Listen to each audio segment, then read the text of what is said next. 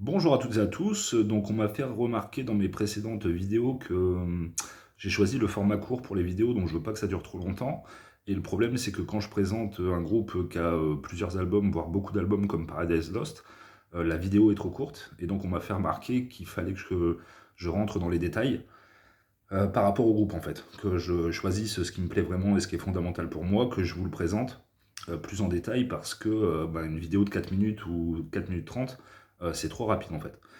Donc aujourd'hui, je vais m'attaquer à Pantera. Donc les deux albums que vous avez devant les yeux, c'est Cowboys from Hells à gauche et Vulgar Display of Power à droite. Donc pour moi, c'est la synthèse absolue de Pantera. C'est-à-dire que s'il n'y a que deux albums à avoir dans la discographie, ils ont sorti 5 albums, c'est ces deux-là quoi. C'est-à-dire qu'ils sont respectivement sortis en 90 et 92.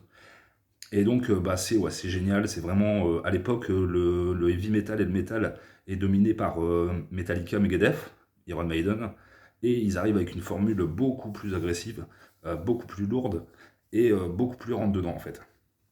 Donc moi j'ai trouvé la pochette de Vulgar Display of Power assez hallucinante à l'époque.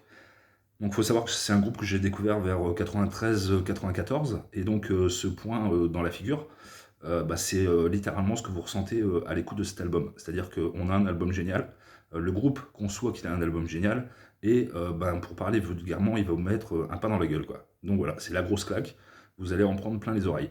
Donc on va passer plus dans le détail au niveau des titres. Et donc il faut savoir que sur les deux albums, concrètement, ils sont parfaits. C'est des albums parfaits, pour moi, c'est la classe absolue. Si vous ne connaissez pas et que vous voulez découvrir, je vous conseillerais donc sur l'album de gauche Cowboys from Hell, Cemetery Gates, The Art of Shredding et Heresy, qui sont pour moi les meilleurs morceaux de l'album, sachant que l'intégralité de l'album passe très bien, quoi. Et donc à droite, donc Vulgar Display of Power, il faut savoir qu'ils ont un quatuor de morceaux, donc les 4 premiers, qui sont des chefs-d'œuvre de la musique pour moi, à savoir Map for War, A New Level, Walk et Fucking Hostile. Donc ces 4-là, je vous les conseille en priorité. Ensuite, il y a This Love, la 5e, qui est très bonne également. Et ensuite, By Demon, By Driven et Holo, la dernière. Voilà.